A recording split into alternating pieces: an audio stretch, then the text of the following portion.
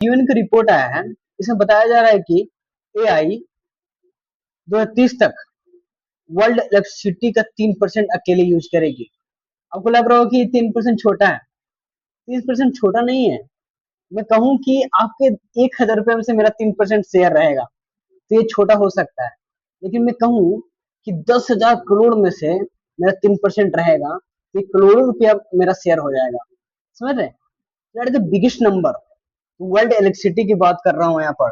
World electricity की बात कर रहा हूँ। ये कितना मतलब थ्रेटफुल है एनवायरमेंट के लिए।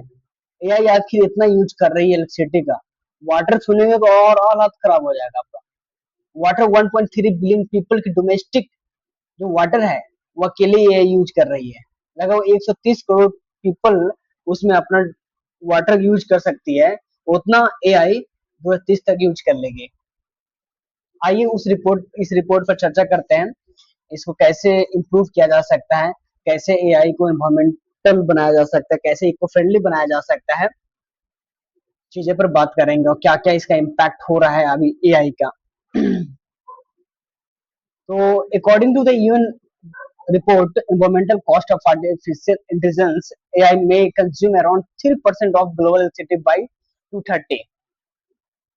एक ही चीज देख रहे हैं, environmental cost of artificial intelligence, मतलब कि एआई को बनाया गया था ना जब, तो ये चीज ध्यान में रखकर बनाया गया था कि इन्वायरमेंटल को थ्रेट नहीं होना चाहिए।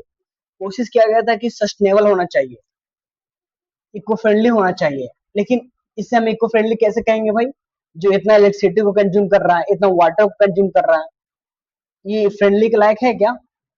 नहीं ना सर। इसी पर सरकार चिंता जता रही है कि इसको इम्प्रूव किया जा सके, इसको कुछ ऐसा टेक्नोलॉजी लाया जा सके जिससे ये इतना कंज्यूम ना करे और सस्टेनेबल हो, ये इको फ्रेंडली हो।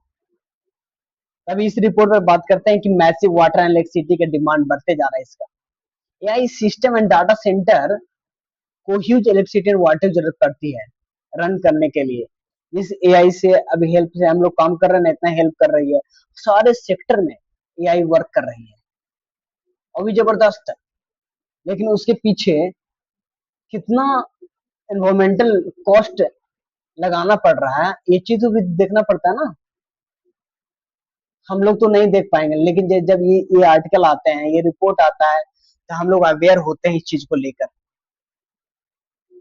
तो 2030 की बात करता हूँ, 2030 तक एआई वाटर जो कंजप्शन है equal the basic annual domestic water needs of 1.3 million people.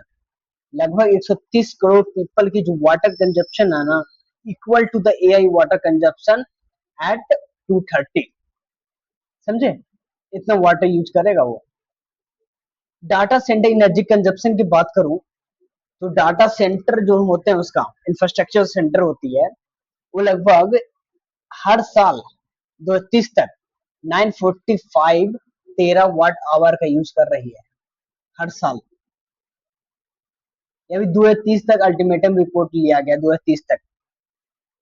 और लगभग ये जो है ना 3 times annual electricity consumption Pakistan, Bangladesh और नाइजीरिया का। मतलब कि पाकिस्तान, बांग्लादेश और नाइजीरिया, पूरा तीनों कंट्री का अगर इलेक्ट्रिसिटी कंजप्शन आप मिला लोगे ना हर साल का, उसका 3 गुना एआई यूज कर रही है। अब समझ रहे हो कितनी बड़ी अमाउंट है ये? हालत खराब हो जाएगा एनवायरमेंटल को।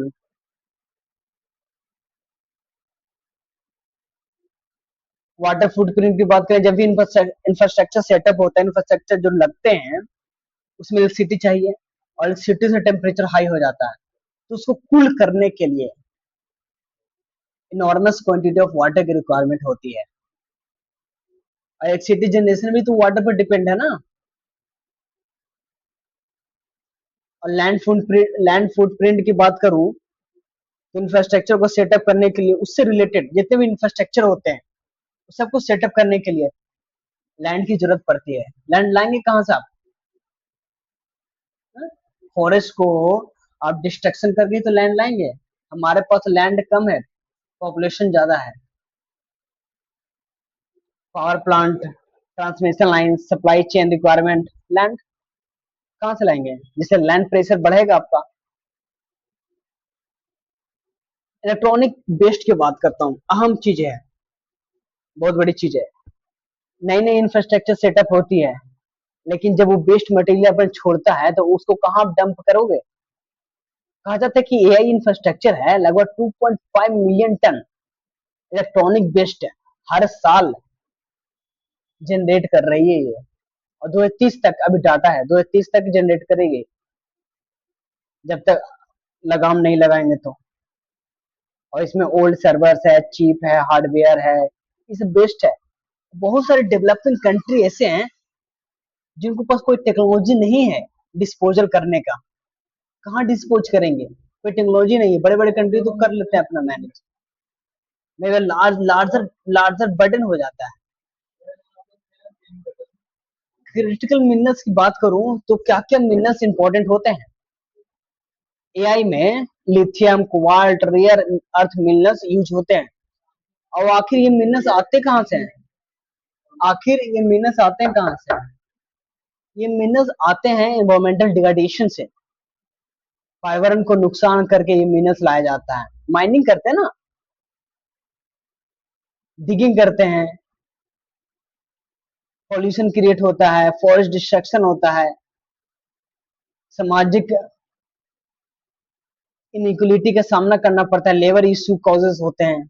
इतना करते हैं तब क्रिटिकल मिनरल्स को डेवलप कर पाते हैं, एक्सट्रैक्ट कर पाते हैं।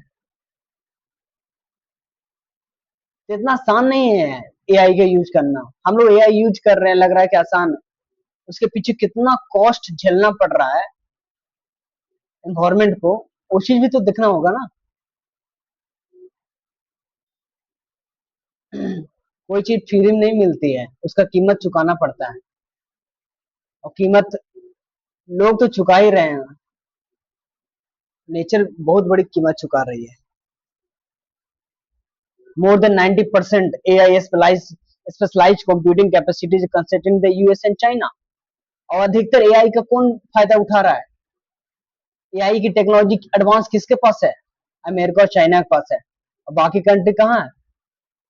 उनको उतना एडवांस टेक्नोलॉजी नहीं मिल पा रहा है जितना यूएस और चाइना को मिल पा रहा है। लगभग 150 कंट्री के पास एआई इंफ्रास्ट्रक्चर की लाइकनेस है, उनके पास उतना अच्छा इंफ्रास्ट्रक्चर नहीं है, लेकिन एनवायरमेंटल कॉस्ट तो सब पे कर रहे हैं। कहाँ हुई इक्वलिटी का बात? some nation gain most benefit while other face environmental cost, raising concerns about environmental justice। environmental तो सबको पे करना पड़ता है। ऐसा थोड़ी है कि अमेजोन का जंगल खराब हो जाएगा तो सिर्फ अमेरिका को इम्पैक्ट करेगा, सबको इम्पैक्ट करेगा, पूरे बिल्ड सिस्टम को इम्पैक्ट करेंगे। वे फॉरवर्ड की बात करता हूँ तो यूएन रिकमेंड किया कि एआई डेवलपमेंट होना चाहिए with the sustainable platform, sustainable रूप से। जो भी एआई में वर्क हो रहा है वो ट्रांसपेरेंट से रिपोर्ट को रखे, इफिशियंसी डिजाइन किया जाए, इक्विटी होनी चाहिए, लाइफ स्टाइल रिस्पॉन्सिबिलिटी होनी चाहिए, हर चीज का रिस्पॉन्सिबिलिटी ले वो, ग्लोबल कॉपरेशन होना चाहिए, सबका सहयोग होना चाहिए, और सबसे बड़ी बात सस्टेनेबल यूज होना चाहिए। अब मैं तो वही कहता हूँ ना, कोई भी आप डेवलपमेंट करो, मेरे को डेवलपमेंट से अरे घिरना नहीं है, करो आप डेवलपमेंट, इंफ्रास्ट्रक्चर टेक्नोलॉजी को लाओ, लेकिन सस्टेनेबल होना चाहिए, इन्वायरमेंट को देखते हुए लाओ, ग्रीडी मत बनो कि नए नए टेक्नोलॉजी ला रहे हैं। वही हो गया, बात हो गया ना। जब शहरों में मैं निकलता हूँ ना बाहर, जब निकलता हूँ तो गरम गरम हवा मारता है, इधर से दाएं से बाएं, तो मैं सोचता हूँ कि गरम गरम हवा दिल्ली शहरों में जैसे, कि इतना गर्म क्यों लग रहा है? तो मैं ये देखा कि बड़े बड़े बिल्डिंगों में सब एसी लगा के बैठे हुए हैं, और जितना ठंडा हवा है सब उधर चला जा रहा है, और वो अपना गर्म हवा इधर फेंक रहे हैं। तो किसको नुकसान हो रहा है भाई? है?